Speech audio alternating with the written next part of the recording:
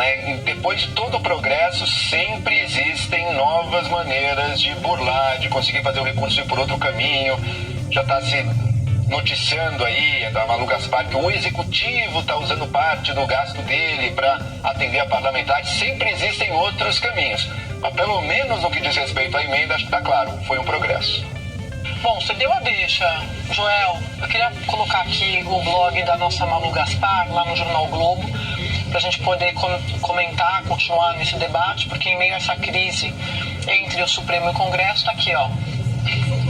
O governo Lula distribui 2,5 bi de reais de aspas, emendas disfarçadas. A apuração da Malu, que é destaque lá no Jornal o Globo. O que a Malu está revelando? Que a Secretaria de Relações Institucionais, que é comandada pelo ministro Alexandre Padilha, está usando uma verba ali da pasta do Ministério da Saúde para destinar recursos a parlamentares. O blog da Malu teve acesso a mensagens que o governo enviou a deputados e senadores oferecendo esse dinheiro. E aí esses parlamentares receberam uma série de instruções de como pedir, de como solicitar esses recursos. O pedido deve vir por meio das prefeituras, ou seja, a verba é destinada sem que o padrinho, né, entre aspas, fique registrado, fique ali com a digital, como acontecia com as emendas PIX e com o orçamento secreto. Aí o blog da Malu, tem mais detalhes lá, procurou a Secretaria de Relações Institucionais, que disse que tem o papel de ser uma das portas de entrada de sugestões de projeto e que a participação de parlamentares é legítima e é legal. Davi.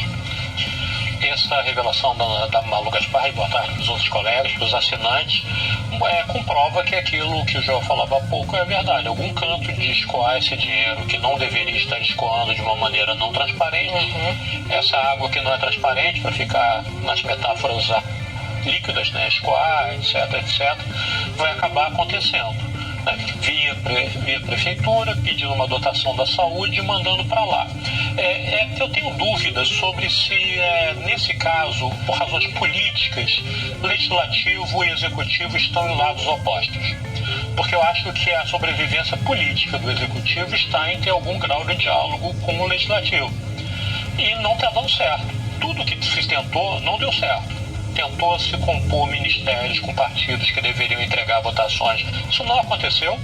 Fazem parte da base aliada do governo e na hora de votar, votações importantes não entregam. As negociações as relações com o parlamento são terríveis, tanto que o Haddad frequentemente foi chamado até agora a conversar com o parlamento, que as relações institucionais muito ruins. Então, nesse ponto do barco, nesse ponto da borrasca, né, no ápice da balbúrdia, como disse o ministro Flávio Dino, eles estão no mesmo barco. Né? E essa emenda disfarçada, que não é uma emenda, é uma dotação de saúde que as prefeituras pedem ao governo federal, em particular a Secretaria de Relações Institucionais, é uma outra maneira de desviar isso. 2,5 bilhões já é dinheiro para burro. A balbúrdia, o ápice da balbúrdia, são 4,2%, e tudo isso é menos de 10% do que o Congresso brasileiro tem de orçamento, sob seu comando. Isso é uma excrescência. Não há parlamento no mundo democrático que mande em tal fatia do orçamento, nada nem próximo.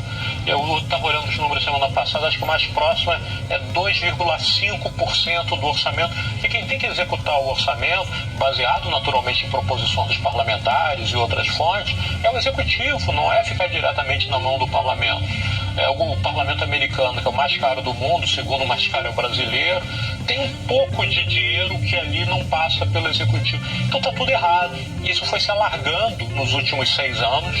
Eu não compartilho do otimismo do Joel de que as coisas estão caminhando no sentido da transparência, porque a transparência vai vir em cima de algumas coisas e vão surgir outras sombras, outras maneiras, como ele mesmo disse, desse dinheiro chegar a quem devia ou a quem não deveria. Né? Então acho muito complicado isso, porque tem um vício de origem nisso, que ironicamente na sexta-feira eu sugeri ao ministro Flávio Dino que aprendesse a desenhar, porque as explicações jurídicas dele não estão funcionando. Talvez se ele desenhar, colore aqui, etc., que talvez os parlamentares possam parar de se fingir de desentendido. Sabe o que eu fico pensando? Como é que será que o ministro faz a decisão, né? Porque é um questionário. Então, letra A. foi esse dinheiro? Letra B, eu acho, Daniel, que se a gente desse para os nossos filhos, que são, né, tem menos de 4 anos, Valdo, e o do Joel também, a Rita, eu acho que eles conseguem responder. Pois é, eu acho. A gente está falando de coisas tão elementares, né? Olha, qual foi o parlamentar que liberou essa emenda, para onde ela está indo, vamos dar rastreabilidade a ela. E isso não pode ser respondido. Não pode ser respondido porque acostumou-se ali a um determinado padrão de comportamento ao longo desses últimos anos, onde o parlamento poderia liberar muito dinheiro, cada vez mais dinheiro, sem dar muitas explicações. E agora nós estamos diante de um freio de arrumação.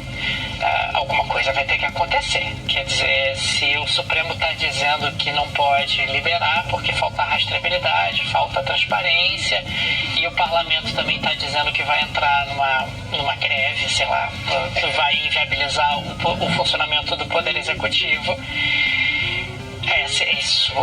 essa situação não tem como se arrastar por muito tempo. Alguém vai ter que ceder, e nesse caso me parece que o Supremo tem a razão.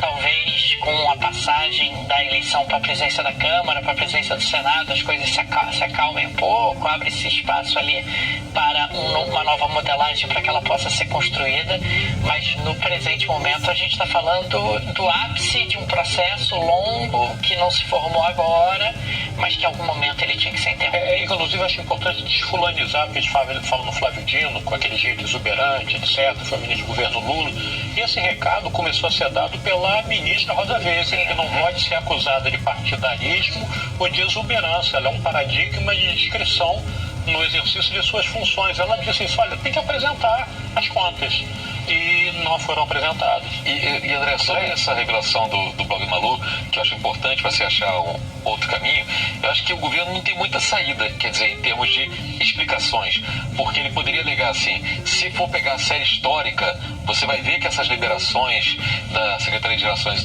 Institucionais são basicamente em linha com o que vinha acontecendo, mas mesmo isso estaria errado, porque você tem essa brecha, já não era para ter, e me parece que se for olhar a série histórica, você tem mais liberações agora do que você teve, por exemplo, um ano atrás, seguindo esse mesmo caminho. Portanto, nem por um lado nem por outro tem muita justificativa. Estaria incorreto haver essa brecha se isso for igual ano a ano, e está mais incorreto ainda haver essa brecha se for de fato a forma encontrada para substituir emendas que estão sendo ali represadas, né? Não, primeiro vamos lembrar que o orçamento do ano que vem ainda não foi aprovado, né? E o governo mandou uma proposta de emendas de 38,9 bilhões de reais. Os deputados e senadores querem aumentar ali para 50 bilhões, só que agora tem um detalhe: emendas de comissão não vão mais poder ser liberadas do jeito que o Congresso vinha fazendo. E, inclusive, o parecer da AGU de hoje deixa isso muito claro. A partir de agora, a emenda de comissão tem de ter o parlamentar que destinou a verba, a ata da comissão que aprovou a destinação dos recursos, e tem de ser emenda para obras estruturantes, a mesma coisa para emenda de bancada. Agora, na votação do orçamento, a gente vai perceber essa guerra. Essa guerra vai estar ali. Como é que vai ser feito? Ora, só que um detalhe, vai ter de ser seguida a regra do STF. Não tem como fugir disso mais. Tem uma tentativa ali dentro do Congresso de transformar emendas de comissão em emendas individuais. Aí fica tudo em positivo. O governo não vai orientar a sua base parlamentar a entrar nessa, porque aí é perder totalmente o controle sobre aquelas verbas que o governo consegue destinar para aquele parlamentar mais fiel, que mais votou nele. Essa revelação da Malu, que mostra hoje mais essa atuação política do governo, mostra exatamente isso que o governo antigamente fazia, antes das emendas, né, nesse valor total. Pegava dinheiro do orçamento, você pode apadrinhar essa verba, você pode apadrinhar aquela verba. Eles faziam muito isso no passado, deixaram de fazer exatamente por conta das emendas. Como as emendas ficaram paradas, vamos voltar àquele método antigo.